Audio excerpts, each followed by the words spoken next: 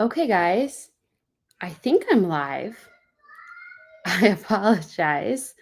I came on and had my camera muted because there's a situation upstairs related to my daughter not wanting to take a bath and freaking out. So I'm just kind of watching the group to make sure that I actually did come live because I think I am. I think that I've got us um, hooked up to Facebook and Instagram and YouTube. If you can hear me and you can see me, please just give me like a comment so that I know that you guys know that we're live and that this is working and that you cannot, in fact, hear my daughter screaming upstairs, Mommy, I want you. Oh my goodness, guys. This is real life. Real life. Oh, Audra, you liked the video, so I know you're here at least. Perfect. This is real life, and this is what it's like to own a Just Between Friends sale and also work full time and also uh, have two kids under 4. They're not in bed yet and they just got out of the bathtub, and the older one is throwing a colossal tantrum. So we have fun background noise tonight. I hope you're all having a wonderful night, that you're doing a little bit better than me, or my kids, I guess, at least. Um, and welcome to our back to school Seller 101 party. So we're going to be here for about 45 minutes together. You can pop in, pop out, do what you need to do. This is going to be fully recorded. And I have some software that is allowing us to stream this to Instagram Live right now, to our Facebook consignor group right now. And then it's also going to send this stream, that's what's in my head, this stream to YouTube. And tonight, after the Seller 101 party is over, I will go through the content that we discussed and I will put little time signatures on the content. And so if you missed a critical part, you had to step away. If you're going to watch this tomorrow and you're stressed for time or pressed for time and you need to just watch the parts of the content that are relative to you or relevant to you, then you can click those time signatures and you'll be able to get right to where you need to go. So anyway, I'm glad that you're all here, and I'm excited to start chatting with you. So what we do typically at a Seller 101 party is just cover the 10,000 foot overview. What does it look like to sell with JBF? And particularly, what does it mean for you in terms of getting your sale prep completed? Because the process of selling with JBF, I really believe at the end of the day that it gets easier and easier. And really, honestly, I think if you ask a lot of our long timers, it becomes kind of like addictive. Like it's fun to like clear the clutter and price your stuff and watch it sell at the sale and make mom friends or dad friends at the sale. And when you're doing it for the first time, it's a little overwhelming because there are a lot of there's so much content that we put out there. You know, we try to get the people who just like emails and the people who just like text messages and the people who are online on Facebook, and it can be super overwhelming to see everything in all the places and not know where to start. So Seller 101 is just a fun way for us to chat, for me to give you some examples of tagging, to cover any questions you have about the sale, and to just connect with each other over crazy things like my daughter shrieking at the top of the stairs. So here we go. Okay. So we will start tonight with covering what you get as a seller, the seller perks that you get. Okay. And let me see.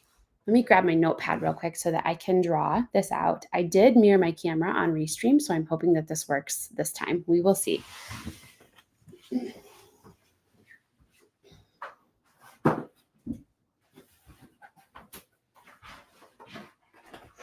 Okay, so this is my big notepad. I love to doodle in and put my ideas about the sale in. It's kind of crazy. I have it at Five Below, so it's just like a boring art notepad, but it's a good one to draw pictures on and such. And I also need a Sharpie so you can see me right, which is just over here. Oh, we have JBF purple from the inspection team. This is the JBF office. I just remodeled or reorganized my office. This is the clean side, the side that you can see where it looks like my life is together. And that side is not the clean side that I have to keep working on after the sale. Okay, so what does it mean to sell with Just Between Friends? What do you get specifically when you sell with Just Between Friends? You're all already here because you know that you can take your gently used, high quality outgrown kids stuff, bring it to us at the sale, prepped and priced and ready to go, and you can earn 60 to 70% on your sold items. You know that 10,000 foot overview. So let's more specifically talk about 60 to 70% because some of that you guys don't know so much. So we pay 60% on all of the items at the sale that you sell. At the end of the sale, you get to choose whether you pick your items back up or you want to donate your items. And you'll get to choose that on an individual item basis when you are making your tags on the JBF tagging website. If you choose to work a helper shift with us at the sale, then we increase your earnings per item from 60% to 70%. So I'm going to just highlight helper shifts. We call these helper shifts because technically that extra 10% that you earn at the sale is considered like employment basically, and you're become a contractor employer for the sale. And we don't charge taxes because you're probably not earning like that dollar amount of money on that 10% to be subject to us having to withhold your taxes or anything. But technically, you're considered a sale employee when you help at the sale, and we pay you through 10% of your sale earnings. Okay. We pay you that 10% for picking up one helper shift. And that helper shift is, depending on the shift you pick up, 4 to 4.5 hours. Okay. There are a few shifts that are just 4 hours. Most of the shifts are 4.5 hours because we need there to be a little bit of overlap between one shift ending and one shift starting. Am I mirrored? Am I backwards? Can you guys read this? I feel like it's backwards. I feel like it's backwards on Facebook and it's the right way on YouTube and Instagram, but that's okay. It's going to be what it's going to be. You guys will figure it out. Okay. So if you choose to work one of those helper shifts at the sale, we can increase it is backwards. Thank you, Courtney. Yeah, I fixed it on Restream, but I think it's the way it's sending it through to Facebook. It flipped it backwards again. So I've tried. I've done my best. We'll do what we can do with Facebook's API. So we increase your payout to 70%. Okay. And when we increase your payout to 70%, then you signed up for that shift. Those shifts are in the tagging website. So when you log into myjbftags.com and you signed up for our sale, there's going to be a gray button on the right-hand side of the screen that says helper shifts, and that's where you pick these up. If you want a helper shift and you have 4.5 hours that you can lend to the sale to help us out with setting up, that's what it is. It's like setting up for the sale. Sometimes it's like scanning tickets at the door, passing out shopping bags, helping to just keep the sale clean and tidy. That's what helper shifts are. Basically, you're an employee, but it's like super easy work and you're getting to hang out with a bunch of other local moms. It's fun. If you want to work a helper shift at the sale and you're seeing the shifts and none of them work for you, we are a barrier. I don't like barriers. I don't want to say barrier free because nobody's perfect, but we don't like barriers to participation.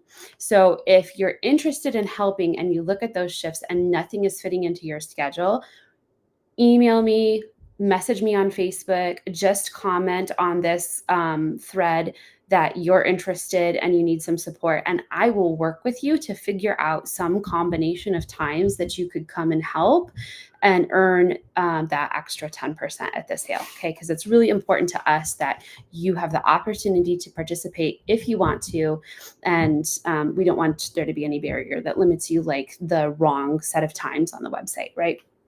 Okay, that's helper shifts. So the other things you get at JBF Oakland County, so you're not limited to working one helper shift. When you work 2 helper shifts, we also bonus back or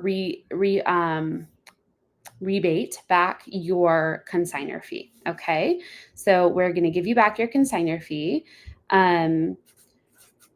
when you work that second helper shift, which is $10 to $15 depending on when you signed up for the sale.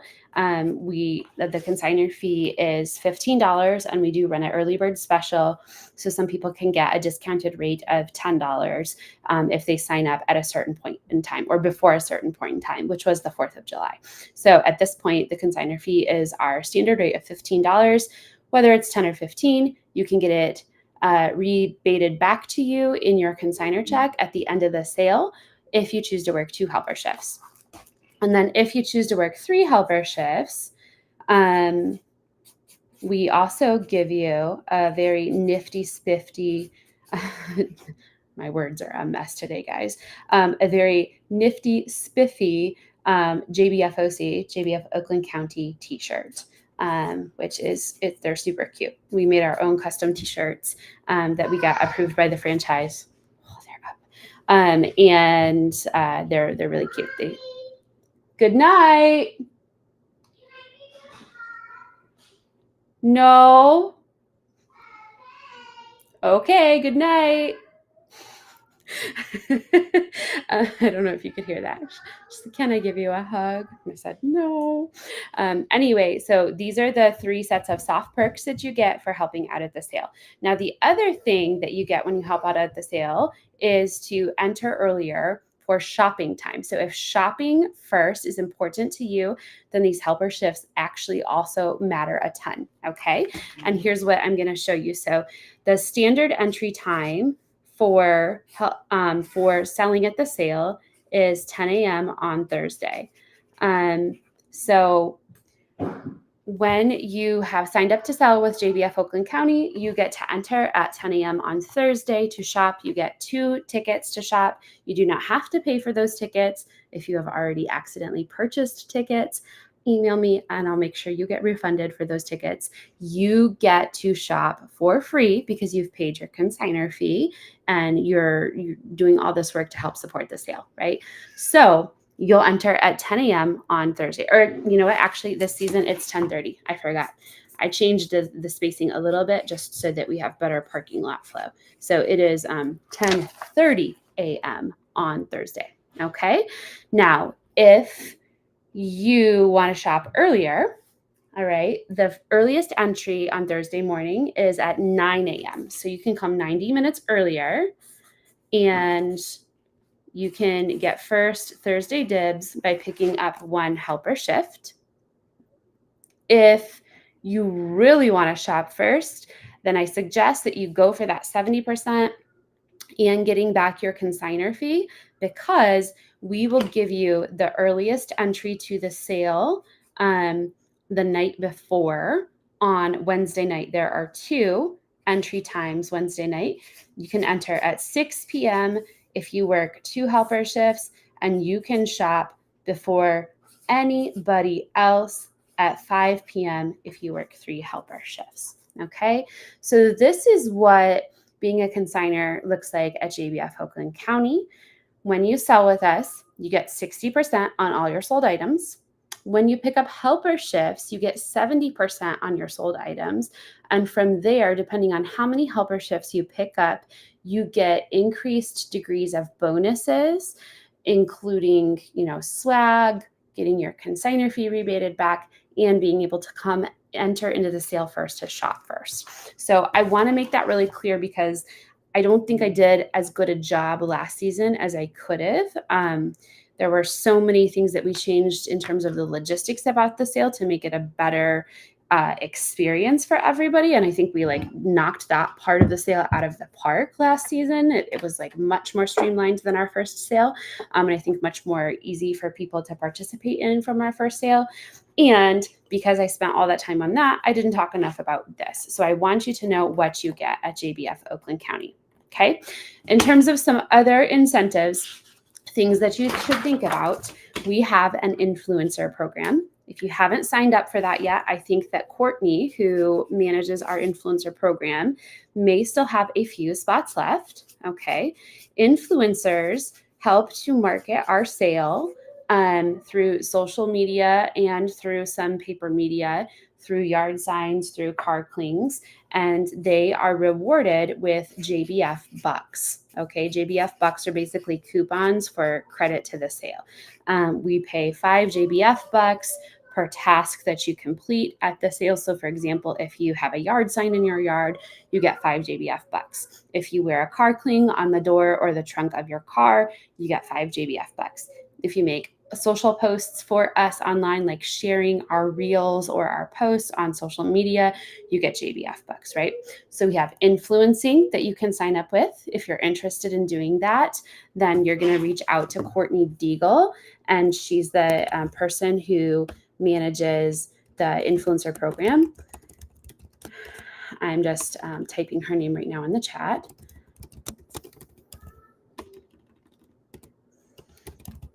Okay. Ooh, that's not what I wanted. You know how Facebook like autofill stuff for you? Program space there. Okay. So that's her. Okay. If you want to participate in influencers, if you are referring a friend to our sale, okay, we have a refer a friend bonus. So if you have another friend who signs up to sell with us, you and that friend both show up to the sale, you both drop off. And I believe the friend has to drop off 50 items. I'll go back and double check the fine print, but I'm pretty sure it's 50 items. If you both show up to the sale and you both drop off, then we give you both JBF bucks. Okay. So you both get 10 JBF bucks when you refer your friend to also sell with us this season. And we do have like a tiered refer a friend program. So the more friends you earn, the more bonuses you earn. If you refer 3 friends, we actually also increase your payout to 80%. Okay, so that's pretty awesome. And so I recommend that you tell all your friends about the sale. Okay, refer a friend and influencers, both Courtney, who's in charge of that. For influencer, will somebody get a hold of you? 100%, Nicole. Yep, Courtney's working on that right now. Courtney is going up north for a week for vacation. And so I will take a look at the spreadsheet tonight because I'm sure your name is in there. And I will touch base with you about picking up anything that you needed, like a yard sign or whatever. You're in Waterford, right, Nicole? So we're going to get some influencer materials out starting this weekend, and I can coordinate with you about that. So influencer, refer a friend. I'm trying to think what else I need to tell you about. Oh, I remember. The third important set of bonuses is our large item incentive. So large item incentives, what this is basically a thank you and a way for us to stay competitive with Facebook Marketplace by rewarding you for bringing the big stuff to the sale. Okay, so the large item incentive, also JBF bucks. You see the trend here, right? Shopping credit. When you bring large items to the sale, and there's a list of these on Facebook, I can repost it in the comment thread here in a couple minutes. When you bring these large items to the sale, large items, 5 of them, you get 25 JBF bucks. The large items do not have to sell. That's the fun thing, right? So the large items do not have to sell. They need to be priced less than 75% of retail to qualify. Okay, so we can't have people like kind of manipulating the system. I don't think any of our people do that really, but it's just better to have rules so that we don't get ourselves in trouble later. Items need to be priced less than 75% of retail. If you bring 5 of them, you get 25 JBF bucks. And the list of those large items, like I said, it's in the Facebook group, and I'll drop it here in the chat. It includes things like high chairs, pack and place, car seats, strollers, doll houses, like the big ones, like sit on the floor style doll houses, play kitchens, um, uh, tool benches for boys, um, ride on cars, bicycles, those types of things. You get the idea, right? Like a big toy or big baby gear, baby swings, baby bouncers, baby Bjorns, activity jumpers like a jumperoo or a skip hop jumper. High chairs, especially, guys, we need high chairs. Please bring us all your high chairs. We always need high chairs. These large items, they are a selling point for people to come shop at our sale.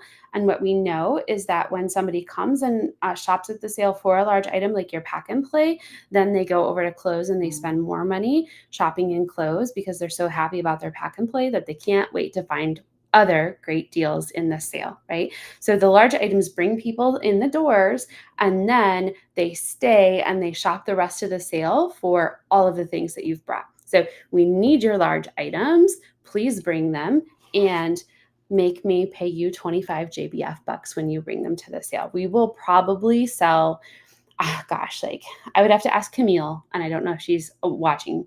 Camille helps manage large items, and Becca also helps manage large items.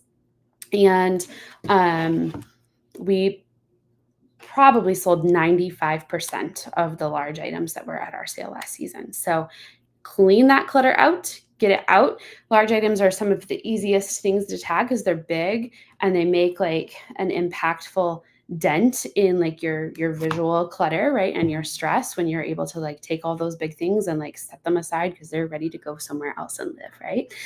So we would love to help you sell those this season. Okay, so that is what you get for selling at JBF. Okay, we've kind of discussed that a lot, and now we're going to get into some tagging examples. For this Seller 101 party, I'm just going to take it to 45 minutes tonight. I'm going to try to go through and make like these little shorts that review how to tag later as we go over the next week. And then we're going to have a couple more tagging challenges, which are also great ways for you to get more education on how to prepare for the sale. So we're just going to look through some simple examples of tagging to prepare for the sale. And then the last Seller 101 party, which is also an event on Facebook and is a lot closer to the actual sale, we will talk about what the drop-off experience looks like during that Seller 101 party. Okay, we won't get into it too much tonight. We're still finalizing some of those details, but we will tell you all about it at the last Seller 101 party. I'm just looking at my Facebook feed to make sure that everything is, yeah, it's good. I've got my Facebook like up high. So, okay, so let's talk tagging. I'm going to start tonight with not clothes because we've been showing lots of examples of clothes in the seller group. I'll wrap up with clothes at the end. And then we'll go from there. So before I move on, Audra asked a question, a great question. So she says, do you need to have extra time slots for drop off if you have large items and lots of other items? No. So here's going to be the thing that we do to make bringing large items easier to the sale this season, Audra. So JBF Oakland County is inside of a soccer dome. It's a really nice venue for us because the owners of this venue are very supportive of our sale, very encouraging of our success, and we love working with them. From a logistic perspective, when you enter the dome, to bring your items through the dome, you have to go through a double-doored airlock. And I think the venue has made some improvements to that airlock over this last season so that life would be a little easier for us. I've heard that they've also made improvements to the toilets, but I haven't looked yet. So I'm excited to go up there in a couple of weeks and go look at how they rebuild the toilets to make them nicer for us. Anyway, sidebar. So you have to go through the airlock with your items. It's not that challenging. And we have people who work at the door who will open the door for you, direct you in, and then show you how to open the other door, open the second door for you as well. We have gotten feedback that it can be challenging to take the large items into the dome, and we hear that and respect that. We want your time to be well spent, and we want your drop-off experience to be smooth. So what we're going to do this season for large items is tent them as long as it is not pouring rain like it did last sale. We're going to put a large tent outside of the dome in like a holding bay, and you will check your large items in at the tent. They'll go through inspection right there. And then we will move them into the dome for you. And you'll just take your clothes and shoes, toys, books, all those other things into the dome. So I am hoping that you do not need extra time slots for large items. Now, you do not have to book any extra time slots, whether you have 500 items or 1,000 items, it doesn't matter. What we do say is that if you have over 200 or 300 items, you should not book one of the last time slots of Tuesday night or one of the last time slots of Wednesday afternoon, because we are Tuesday night, we need to go home and sleep so that we can have gas in the tank to get back up and do it again on Wednesday. Tuesday and Wednesday are very long days for us. For our team, we're on our feet for like 14 hours a day. So Tuesday night, we'd love to be able to go home. Don't show up with a U-Haul trailer full of stuff at like 7:45, please. When we're done with, I think we're drop off goes till 9 this year. So don't drop off at like 8:45 with 1,000 items, right? That would be scary. And same thing for Wednesday. I think drop off ends at 2. So like I wouldn't pick the 1:30 p.m. time slot if you have thousands of items. If it's large items, if you have 10 large items, you're just going to borrow one of our platform trucks, put your large items on that. If we've got the bodies, we will actually send people out to your car and help you bring them over to the tent. They're going to go through a quick inspection right there on the spot, get their yellow tags that they need, and then you'll be on your way. You won't have to do anything else, and we will move those large items into the sale for you. If your large items for some reason don't pass inspection, we'll be able to give you whatever feedback you need to help them pass inspection in the future, or give you the feedback you need to be able to move those items to a better home for the future.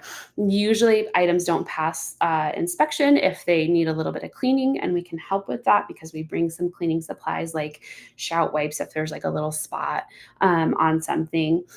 And if the item doesn't pass inspection, otherwise it's typically related to a safety issue. Maybe that item got recalled and you just didn't know it, and we can connect you with the right resources to try to get some sort of refund on your item. So you'll bring large items to the tent outside the dome. That'll be way easier than taking them in the dome, and then you'll just proceed as continues with everything else. We'll talk more about all of that during our finals Seller 101 party, and then we'll have a special drop-off Q&A live video a couple nights before the sale as well. If you think drop-off is going to take you a really long time because you have so many items, we're working on methods to make drop-off faster and quicker for people this season. It definitely will be faster because we're going to a system which is drop zones all through the sale. So what that means is that you're just going to take like items and put them in one place. So all the clothes are going to go in one place. All the books are going to go in one place, so on and so forth. I'll say a lot more about that later. Generally speaking, you need at least 30 minutes for drop off. And if you have tons of items, you might need an hour plus. Okay. So when I say tons of items, like if you have 500, 600, 700 items, you might need an hour plus for drop off. We're going to try to make it really fast for people this year so that your time can be well spent. You can go home and just kick your feet up and relax. Okay. All right, let's talk about tagging. So I'm going to show you first examples of ways to prep stuff for the sale. We talk a lot about bundling and Ziploc bagging, okay? So things that are appropriate for bundling and Ziploc bagging are toys or toy-like items, infant essential items that come with many pieces that you need to keep together. In this example, I've got bath letters, okay? Like a set of bath letters is all together in my Ziploc bag, okay? It could be a set of baby bottles. It could be the kitchen toys, like the pot and pan and kettle for a toy kitchen, that then you're going to try to tape this or zip tie this to the toy kitchen so that this stays connected to it. It could be the little people for a big little people set. And so they're all in their Ziploc bag and you've got that zip tied to the toy, okay? This is the best way to bundle any type of hard table item that has lots of parts. We recommend, if you have things like baby bottles, Medela milk bottles, anything of that nature, that you sell them in sets. They'll sell better that way. You'll do less work because you'll have less tags to print when you make bundles like this. So we definitely recommend that you do this. Something we're trying to move away from, okay? And remember, before I say this, JBF Oakland County is a grace place. I say this all the time. We are a grace place. Like, I started this live video 20 minutes late because my daughter, who's not even 4, is upstairs screaming mommy naked on the stairs, right? After bath time. Right? Like, we are all moms and dads. We're family who have very complex and busy lives, right? So if you have already prepped some sale item and I talk about doing it a specific way tonight and you've done it differently, it does not matter. We don't care. It's okay. Your item's not going to get rejected. We're not mean green ogres. We're going to help you and support you to continue to prepare any other items, maybe a little bit better. And your items that you've already done are perfectly fine just as they are. Okay, so that being said, we are looking at trying to help more of the infant textiles sell. Infant textiles sell very well at our sale. There's always a lot of them. And so competitive pricing matters. And I think presentation also matters too. And in the past, it's been easy or made sense for sellers to take things like swaddles, for example, and bundle a bunch of swaddles in a Ziploc bag like this. Or maybe it's like a couple of baby blankets or something like that. The trouble with doing textiles in a bag is that our shoppers tend to be a little skittish of purchasing those items because there's less like transparency there, right? Like, it's hard for me to open up your bag of beautifully rolled swaddles and take them all out, unroll all of them to make sure there's no stain on any of them, right? And since this is a secondhand sale, we sell things buyer beware, and we don't typically take returns. We will take returns from customers if there's like a major defect, but changed your mind isn't a valid reason for us to take a return because of the nature of our sale popping up and then going away.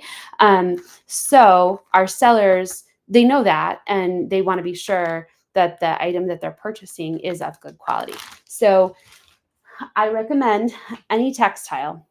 For example, this pair of infant crib sheets, you hang them over a hanger. Okay. I would just avoid doing the Ziploc bags for those and use a hanger instead. I've taken this pair. This pair is like, it's got that like the elastic in it so that it's like a fitted sheet, and it's not like it wasn't like super easy to fold or anything. So I just did my best. I tried to make it look kind of pretty. The colors are super pretty. It's like a muslin, so that's really pretty. And then I took a pair of safety pins. I pinned around the bar of my hanger. I'm going to come close there so that you can see that. I pinned around the bar of my hanger, and I have some good confidence that this is not going to go anywhere. It slides a little bit up and down my bar, but I feel like it's going to stay put. I know we had a few sellers mention last sale, oh, well, what if it's like really thin, it might end up kind of like bunched like this, hanging on the pole like this on the right. That certainly does happen. So if you're worried about your garment or your textile getting bunched up like that, you can hang it from the top bars with a pair of safety pins. Okay, so the top bars are the shoulders of the hanger. And a place where we always recommend that you make that kind of tagging decision or that kind of hanging and prep decision is with pants. say, for example, this is a pair of jeans that my daughter will not wear because she's in her dress phase and she only wants a long dress and she has to look like a Disney princess all the time. And so I took this pair of jeans. I have safety pinned it through the waistband to and through or through around the top shoulder bar of the coat hanger. And then I've just attached my tag in the center, right here, on the actual tag. I use a tagging gun because I tag a ton. So I use a tagging gun. It's better for my wrists and such. So any textile, I would go ahead and hang it. Clothing has to be hung. We can't like put like folded clothing out. We don't have the space for it. It has to be hung.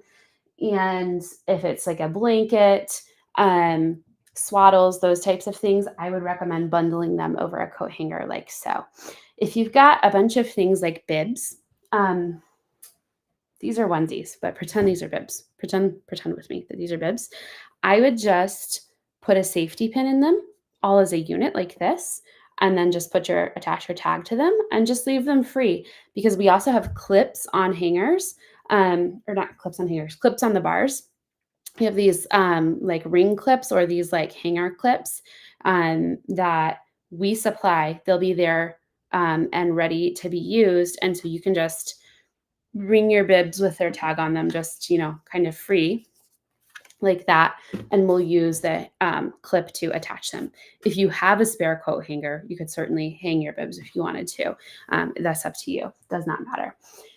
So we were talking about the Ziploc bags, starting with the non-clothing items. I'm going to show you a couple of other examples. This is a toy that does not need any type of bag. I love this little toy, and I'm going to cry that I'm going to sell it in the sale. I feel really sad. It needs a little bit of touch-up cleaning. So I will take a microfiber wipe and wipe it down where it looks like my son maybe got yogurt on it. But it was his little pop giraffe toy.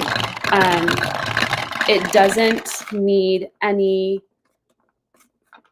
Ziploc bag to bring it to the sale. We just need to attach a tag to it, okay? And so I would take my tag and I would probably attach this. I would probably attach it on the bottom, like here, and I would tape it with painter's tape. You could tape it with clear tape too, and it's not the end of the world whether you do one or the other, except that clear tape, it will rip off, like it'll rip a book, which is why we say book, board game, that kind of thing, use painter's tape, okay? And then it will also rip stickers and decals on toys. So in this case, this like play school kind of decal, it wouldn't be the end of the world if that came off with clear tape, but it very well could. So like if you took your tag and you put it right here and graceful, and you put like clear tape over there, when somebody rips that clear tape off, this play school thing might come off with it, right? And we want the toy that somebody buys and takes home to be in good quality. So we do try to avoid that. So I would just be cautious when you're preparing toys for the sale, that wherever you're placing your tag, you're being thoughtful about what kind of tape is going to hold that tag on, and making sure that that tape on that tag isn't going to create any future damage to the tag. All you need to be thinking about. I brought a book as well. I'm not selling this book. I honestly I am selling the giraffe thing, but I'm not selling this book. I just stole it from my son's room because I needed a book. Books need to be in good condition, no rips or tears in any of the pages, no coloring, no writing. We do say it's okay if there was like a nameplate or like belongs to James Crosby, like written in the top, like that would be okay because it's going to get resold, so that's fine. But we want the book to be in good condition. So go ahead and just give your books a quick like flip through to make sure that they're okay. And then I would recommend that you attach the tag to the back of the book. And in this case, 100% of the time, please use painter's tape.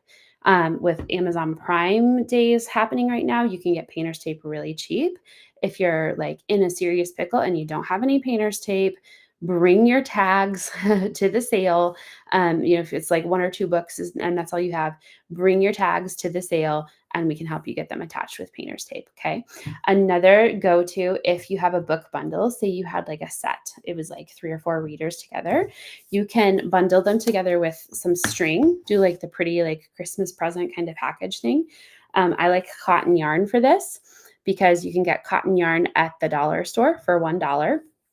And cotton yarn is organic because it's cotton.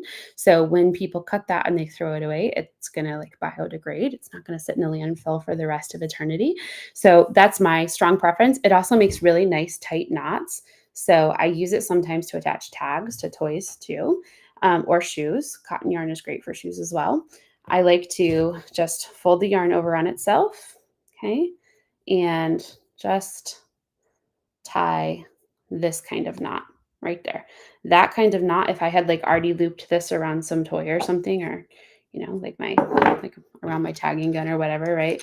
Like if I had already looped this and attached this to the item that I was going to sell, that cotton yarn is not going to come loose from the toy. The tag would rip off, honestly, before like this piece would come apart, and then they can just cut it and throw it in the garbage.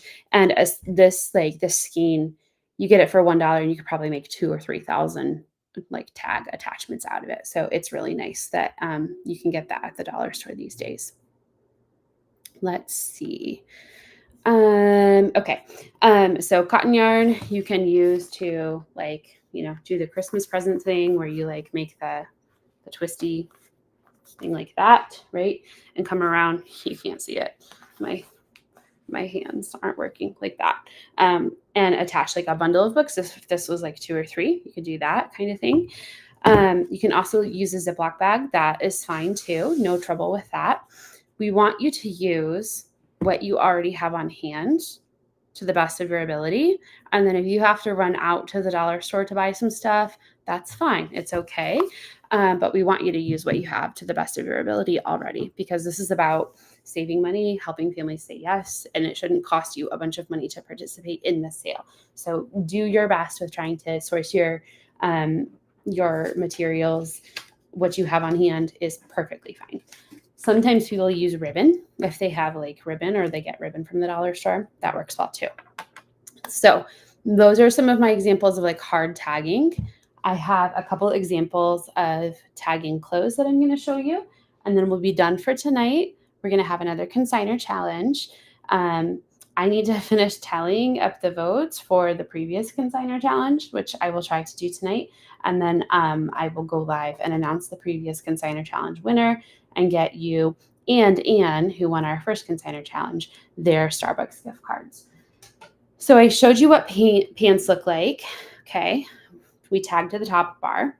You can do bundles. So if this is like a size 4T, but if you were bringing like 2T and under, I would take a set of Carter's pants comes like 2 or 3 pack. I would put them all together on one hanger with your safety pins and bring it like that, because it's one tag. Okay. And sellers find a lot of value in those bundles, particularly for small kid clothes. I showed you the sheet example. And so then I'm just going to show you an example of tagging for this t-shirt. Okay. I will say this t-shirt is on the border of about to come off this hanger. So when an item looks like it's about to fall off the hanger, that is a good time to add a safety pin to stabilize it. And I like to just start with one safety pin. You can do one on each bar of the hanger. So you can do one on each side of the hanger, right? So 2. I like to just start with one, and I like to start with it on the left side. I just grabbed this little jar of safety pins, and these are all mixed sizes. So let me see if I have an actual here. I've got an actual 1.5 inch right here, and it's already been. It's a JBF safety pin. You can see where it was bent to fit on the coat hanger. Reuse your safety pins. Save your safety pins from what you buy and use them for the next sale. So I might just put a safety pin right here through the seam of the shirt, just to stabilize this on the hanger so that it can't fall off. If a clothing item falls off of a hanger, we do our very best to quickly get it back on the hanger at where it belongs so it can be sold And sometimes it just takes us a little bit of time to do that, depending on how crazy busy the sale is. Thursday is always insane. So, the sale gets pretty heavily shopped on Thursday. Ooh, graceful. Okay, I would stabilize my shirt like so. I did a video on safety pins and holes about 4 or 5 days ago in the seller group. And when I was doing that video, I showed you guys that safety pins don't really leave true holes in clothing, especially if they're the correct size of safety pin. And we recommend that you use a 1.5-inch safety pin. We recommend that size because that's the maximum size you can use, not causing a hole. And it is helpful for the safety pins to be a little bit bigger because it's just easier on your hands. When you bring, items with little safety pins like this, it's really tedious and challenging to try to pin a tag on with this kind of safety pin. If that's what you've got and that's what you want to do, you do it. It's your stuff is still sellable that way. We don't care. But I don't want you to get finger cramps. Yeah, so you do not have to have safety pins on every single clothing item. My rule of thumb, Audra, is if the clothing item is size 4T or up, so 4 or 5T is around the area or the size where I start to look. 4 or 5T, those sizes start to get too big at the neck and they will tend to pull off the clothing or off the hanger. Anything under 4 or 5T will most of the time stay on the hanger pretty well. I feel like this is like a baby hanger and this shirt is a 3T and it is still coming off. So that's just my test. I just look and see. If it's coming off, I would stabilize it or find a bigger hanger, switch to an adult hanger. Because if you put the shirt on an adult hanger, you wouldn't have this problem and you wouldn't have to have a safety pin. It would stay in place pretty well. You only have to use the safety pin when it's gonna move places. Again, if you've already done it, or if you're just extra and you want to be super confident that it's not going to go anywhere, that's fine. For the first 2 or 3 sales, I safety pinned every single thing.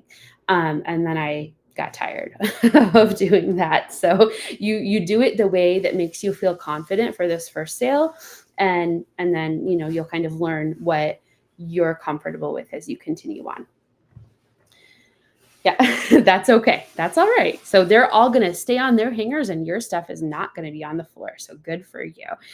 In terms of placing a tag on the clothing, okay, we say, the clothing, okay, so you guys are mirrored on Facebook. So this is my right and the shirt's right. And this is the shirt's left. And this is the side, this left side is the side that the seller is going to see when they're shopping the clothing. Okay. So the tag should be over here on this side. Okay. If it's in the middle, if it's hanging under the armpit, if it's tagged off of the inner seam of the neck, if it's tagged off of the inner seam of the t-shirt sleeve, none of that matters. That's okay. So put it where it makes sense for you. 100% of the time that there is a physical tag on the clothing, I would just put the tag on the clothing. And so in that case, I will just put my safety pin through, my teeny tiny safety pin, and I would put it through the clothing or through the tag and move on with my life. Yep, just like that. Okay. If there isn't a physical tag on the clothes, then we look for seams. And when we say that we look for seams, this always throws people off. Okay. So we're not mean green ogres. This is a grace place. If you do it wrong, 99% of the time, we're still going to accept your stuff. If you've done it wrong with a safety pin, you're probably fine. Okay. If you do it wrong with a tagging gun, that's like the one time we have to be a little bit more firm about what we accept and what we don't. So this t-shirt has a double seam here on this inner seam. It's got that same double seam here at the sleeve and in the armpit. And so I would recommend that you find where that double seam is and you put your safety pin into that double seam. And when I say it's a double seam, what I mean is there's 2 layers of fabric there. There's an inner layer of fabric and there's an outer layer of fabric. I would aim to only make my safety pin go through the inner layer of fabric, okay? If it's a safety pin, it's not the end of the world. If you choose to use a tagging gun and you're applying the same principles of pinning or tagging into a seam, in that case, I see people try to make it simple and they say tag through the neck seam. And then what I see people do is they literally puncture right through the shirt. And that's a bad day because that is actually going to put a hole right there in the neck seam. So we don't want you to tag right through the shirt at the neck seam. We want you to tag into that inner layer of fabric in the neck seam, if that makes sense. So I'm going to show you what that looks like here. And actually, I'm going to grab this little fake tag so you can see too. I need to switch my screen so I can make sure that you guys can see me. Okay, there. So this is the inner side of that seam. This is the outer side of that seam. I don't want to see a tagging barb on this side of the fabric, okay? This is the side of the fabric that's exposed on the back, and that side needs to be intact. So I'll take my little tagging gun and I'll punch through just the inner layer of fabric right there. See that? And then pull my trigger. Okay. My tagging barb is in the inner layer. And when I flip my fabric over, you can see nothing. And that's the right way to use a tagging gun when you're going into a seam. If my tagging gun came through this layer and my barb is over here, this barb and the tagging gun will have left a hole, and the hole is the one thing that makes it that so that we can't accept this type of shirt.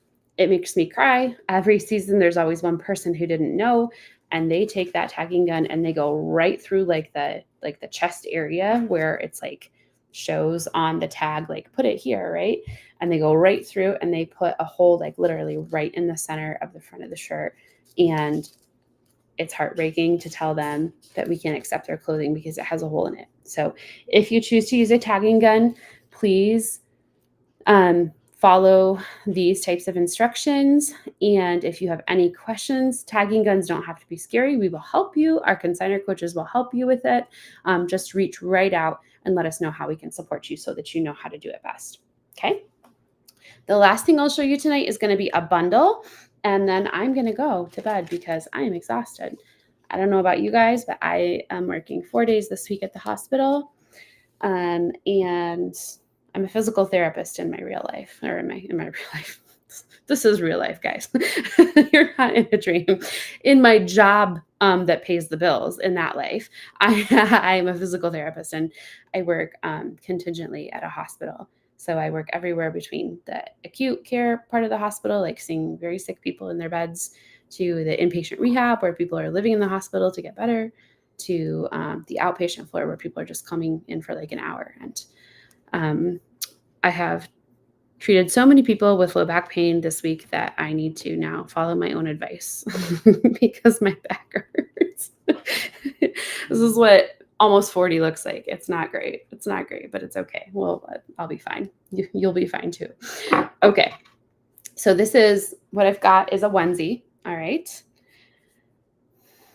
This is a good example, Audra, of how you don't have to safety pin, because this is like a 3 to 6 month, okay, on a baby hanger, and it's not going anywhere. It's going to stay put. It's got these nice little like double stretchy sleeves, and they catch on that like inner thingy in there, and they're going to stay put. If you were really worried, you can still safety pin. It's no big deal. Okay, and I have got 4 of these little Gap onesies. This is sad. This is my son's clothes. Okay. I have 4 of these, and what I would do is line them up. I'm going to move my screen a little bit so you can see what I'm doing. Okay.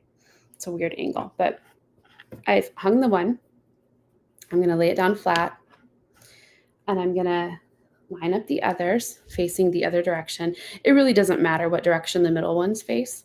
It really doesn't matter what the back one faces either, but I just like to make the back one face the other direction so that when somebody is looking at it, they can see like the front and the back of both, or the fronts of 2 different ones. Okay. I line them up like this. Okay. And now I need my good safety pins. You're 100% going to need a big 1.5 inch safety pin here. So I'm just going to reach back to my drawer where those are. Tell me you manage a JBF sale without telling me you manage a JBF sale. I have a drawer full of safety pins. Okay. And my 1.5 inchers, right? I'm going to try to go like through the shoulder seam here because of presentation. That's just going to make this look a little more tidy on the hanger. I'm going to go through both layers. And there's a seam right there. So this is like, you have to push it through. Sometimes I cheat a little bit and I just go through one layer if it's like too hard for me to poke it through there. Okay, so there's one. No pop, right? Talked to you guys about that the other day. If you're hearing a pop, then your garment might have just acquired a hole. And usually that happens when it's just getting older. Okay, 3. Okay, so I've got my 3 that aren't on the hanger. And then I'm going to make sure that I actually come around the bar of the hanger for this 4th one. Okay. In this case, these are like really thick, nice cotton Gap onesies. And I feel like I'm going to have trouble. Like this safety pin isn't going to fit all the way around. So I'm going to do a pro tip. I'm going to a little hack. You would normally, if it was just like 2 things, like a pair of pants and a shirt or something, you would take the safety pin and you would come around the bar like Audra did. And then you would pin it to this last onesie, right? Because this feels like these 3 onesies have filled up this safety pin's capacity, I am going to use 4 safety pins. Okay, this is a little cheat. So, okay. And use 4 safety pins, but it's 1 item. These are Gap onesies, so I can sell them for a little more, so I don't feel bad about that. Okay, all right, so there they are. And they're kind of like square along the shoulders. Okay, here's my hack. Now, I'm going to make a safety pin chain. So I'm just going to loop this one around that one. And now I'm going to come into the bar. And so I'll go around my OG onesie that's on its hanger. And I have some carpal tunnel in my hands, guys. So if I look really slow, it's because I am. It's just this hand is like numb. It started happening a long time ago, and now I use my hands so much at work all day long that it's a little rough. Okay, all right. So now flip back to me, and there's my bundle. Do you like it? What do you think? So I like doing it this way. I know somebody, was it Emma Frank, asked me last season? Somebody asked me last season, like, when I made bundles like this, they looked sloppy. They were like super saggy and they didn't look very pretty. The way to make them look really pretty and not super saggy is to do all 3 safety pins, or all three onesies, both layers of clothes. Don't just try to pick one layer, because then the safety pins, it's going to like hang and it just won't look as pretty. These are pro tips. These are pro tips. So you do you. If you've already done it, don't worry. But for next time. So I've picked up all the layers, and then I've used the safety pin chain. So this is going to be supported by the safety pin and the bar of the hanger. And so I'm not yanking on my top onesie, stretching it out or making it look like all weird or funky while it hangs on the rack. It's all supported by the coat hanger. Yay, you like it? If you really don't like that, you can do multiple coat hangers. And then in that case, you would like zip tie them all together right here at the neck of the coat hanger, so that when you go to hang this on the bar, they just all hang together. So you can do it that way too. I like the safety pin way. I think coat hangers are way more expensive than safety pins. What I sell these for is like 50 cents or $1. I think they're like 2 cents a piece, right? A safety pin is like 2 cents a piece, and I sell them at cost. So, and a coat hanger, the cheapest I can get a coat hanger is for about 14 cents a piece. So it's cheaper to do it with more safety pins, I think. So that is how you do a bundle. You can do this for pants. You can do it for pretty much anything. And it'll work just fine. So left armpit seam, good. Audra, I missed that earlier. Yes, 100%. Left armpit seam is a great place. The 4-point seam on the left armpit is a beautiful place to pin. So what I would do is find that spot where the 4 pieces of fabric, so this side of the sleeve, this side of the sleeve, this side of the body of the shirt, and this side of the body of the shirt have come together. I call that the 4-point seam, the 4-point armpit seam. And there is a tiny little hole right there, basically, where those 4 seams come together.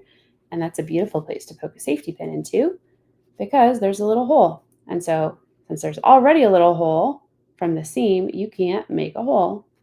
And then I just pin back out through the other side of that seam.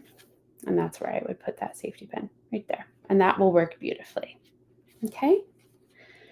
All right. So that is Seller 101, some tagging tips, information about what you get when you sell with us.